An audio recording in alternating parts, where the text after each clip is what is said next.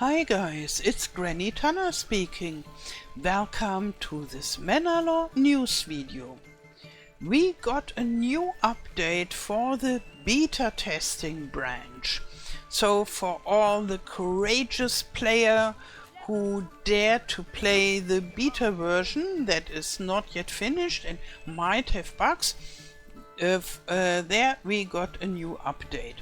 And some problems with the update before has been solved, and some other things has been worked into this new update. And when this will be stable and everybody's happy, or most of the people are happy, then this will become the update for everybody. But first we have to test it, all us courageous players. And yeah, Greg, the developer of Manor Lords, has been very busy again. I really admire him, how much he is working. I ask myself whether he is sleeping sometimes. I guess not. It is unbelievable what he accomplishes in such a short time. So he's really my hero, my development hero. So now I have a list of the most important stuff, in my opinion, that come with this new update. And there is a huge list of patch notes. You can find it at Steam, and there is an instruction how to install the beta version if you haven't yet and want to try it out. So for me personally, I'm quite happy with the last beta version, and now this I haven't tried long time because this update is rather new, but I guess there will be some improvements and some things that I don't like so much, but in the end it will be an improvement, I would say. Okay, so what's new in this latest update? The sheep breeding has been nerfed. The farming has an improved balancing. The vegetables are less productive. The trader can carry 5 items. The trading routes are no longer exponentially more expensive, and the king's tax is lower. The market has been improved, and there is a new feature, allow market stall setup for buildings, and there is a construction reserve for planks at joiner's shop, and water can be taken only from closest well from home. And the tea growth has been slowed down by 30%. There is a 6 militia squads limit, and the Loserville mercenary bug has been fixed. Okay, that was for a fast run through. If I think on it, I'll show you this list later at the end of the video again, and then you can make a screenshot if you so wish, or you can just go to the Steam page and read it there. And now we go and check on all those single points on my list, and I show you what it means. So the first is the sheep breeding. Usually you only have the sheep, you buy them and they give you wool. But if you have this perk here, this one, the sheep breeding perk, then the sheep grazing on the pastures slowly multiply. And up to now it was not slowly multiplying, but they propagated like crazy. It was a wonderful method to create an income. I should have tried it out before I installed this update. And yeah, but as usual, there are some players who complain if something is too easy or you can make a lot of money with it. and they are very, very loud, those players, and usually the developers hear those loud players that cry for more difficulty, and then this feature is nerfed, and this has been nerfed. I guess it has been nerfed strongly. So if you don't know the word nerf, that means in the gaming language that something is decreased, something works less profitable or less strong than before. Yeah. So that is about the sheep. And the farming, and sadly we've got some rain. Maybe I can speed it up and hope that the rain is finished soon. The farming should be improved. They changed quite a lot with the balancing of the fertility and of the yield, and it is quite a lot, and I found it rather confusing what they wrote in the patch notes, and therefore I don't have all the single points. It's not just one point about the farming, and I don't know whether it will be really an improvement. So one thing that I understood is that the fertility, even when we have a bad fertility, we still get quite some yield. As I understood, is the difference between bad fertility and good fertility has been reduced. But I don't know whether I understood it correctly. And then having a field fallow for 1 year should replenish the fertility better than before. And yeah, and the trick to force early harvest should work less good.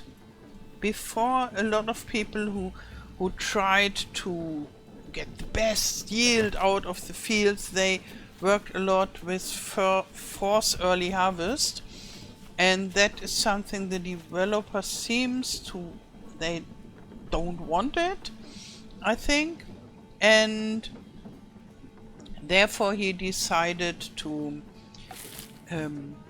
tweak it so that it is best when the plowing and sowing is done in autumn, and then the next harvest is in late summer till autumn, and then plowing and sowing again. So all those winter crops, which is the reality. In reality, most of the grains cultivated are grown as winter crops, so sown in autumn and then harvested in late summer. Okay, another thing with farming, I think not. There are some smaller things with the farming, but nothing that I wrote down. Oh, and now we have good weather again. And now we come to the point that I don't like, and I hope it's not too strong. They nerfed the vegetables, and up to now you could easily feed the whole village only with vegetables, and with only vegetables you couldn't level the houses up because they wanted variety. But for the big hunger, the vegetables were really easy, and yeah, the yield is nerfed, and I don't know how much. I hope it's still worthwhile to grow those vegetables, because I really like it. I like this the families having their own garden and grow their vegetables, and they feed the village with this. It's really something I like. Firewood, firewood. Okay, but I must admit, maybe it was too easy.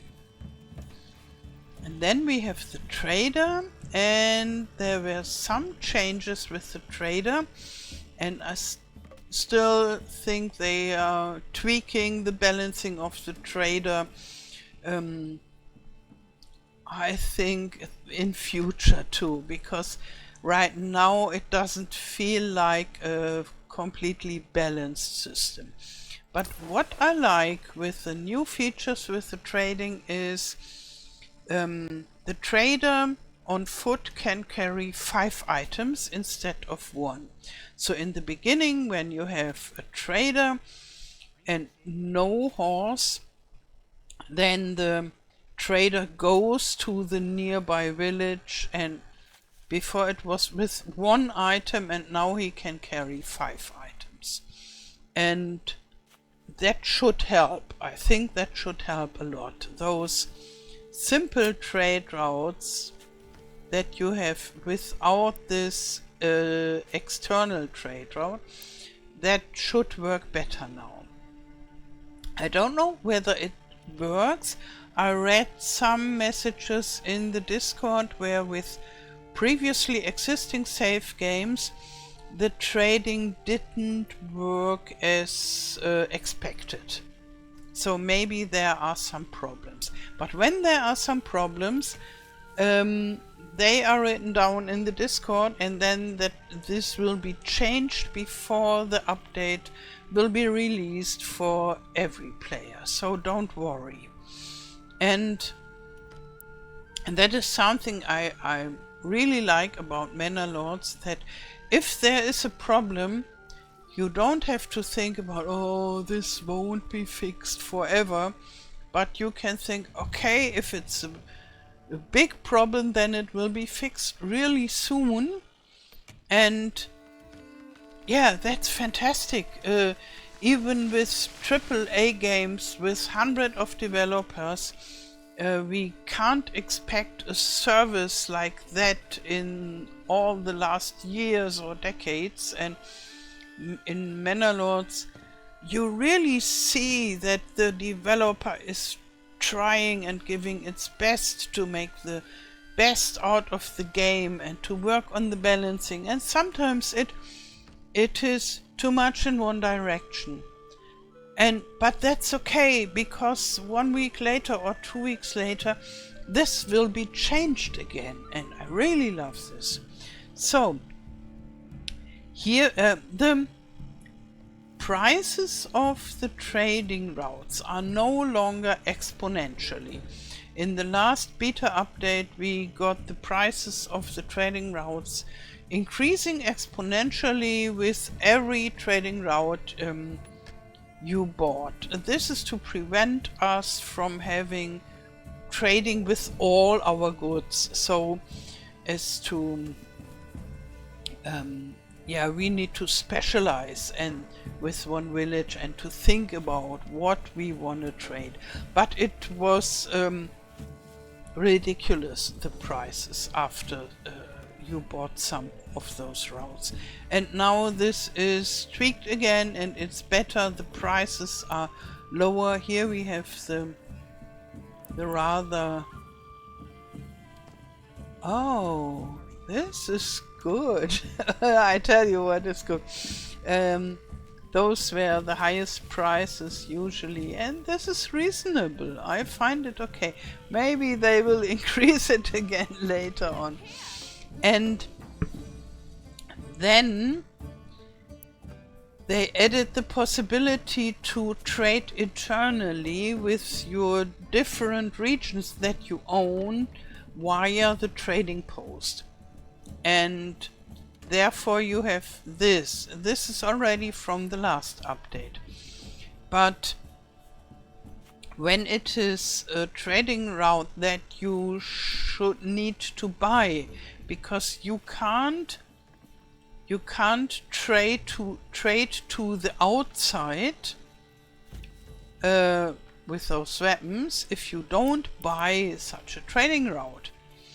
And therefore in this case they say no price for the importing. And so you can't see the import price. I don't think that's a good solution, but to have only 2 letters, I find it's okay in the visual. In the German version they had a whole long word for this, like this export price, import price, like import price not available for this. And it was going all over the place and hiding the route price. This is a problem with the German version. Here in the English version it looks okayish. Yeah, and I think that's the main thing about the changing about the trading post. I didn't hear anything about the working with the horse has been improved. Because as far as I experienced and as I heard, if you have a horse, the trade for the trading post, the trading is not improved, but it is not working at all or very bad, and depending on how much external trading routes you have. So the horse is maybe not such a good idea at the moment, and it hasn't been changed according to the patch notes. Maybe they changed it and forgot to write it down. You never know. Okay, then the next thing about the royal taxes. In the last update we got the annual royal taxes and it was rather high. And now this has been nerfed and we can be happy about it, I would say. Before it was considering the level of the burgage plots, and then each month for each burgage plot level 1 buck, and for level 2 bucks or something like that. And it was quite a sum that you have to pay in the end. And for a lot of people it was too expensive, and therefore this has been nerfed to make life easier. And now it's, I think in the first 5 years you don't have royal tax at all, and then you have 1 buck per house, and from the 10th year on you have 2 bucks per house, so you have quite a lot of time to get a lot of money and be able to pay the taxes. Okay, now the market has been improved, and I hope they really improved it. In the last update they already said it's improved, but I found it's somehow even worse than before. And yeah, but the coverage of the marketplace to give their the goods to all the villagers should be better now. And we got a new feature, and here we can see it, for example. Or maybe we choose burgage plot that produces vegetables, and sometimes those burgage plots, they start to make a marketplace, and very often those marketplaces don't work out very good, because then they only sell vegetables, or they don't sell anything at all, because they don't have vegetables at the moment. At the moment those are growing, they haven't harvested, and so maybe it's not such a good idea that those people have market stalls.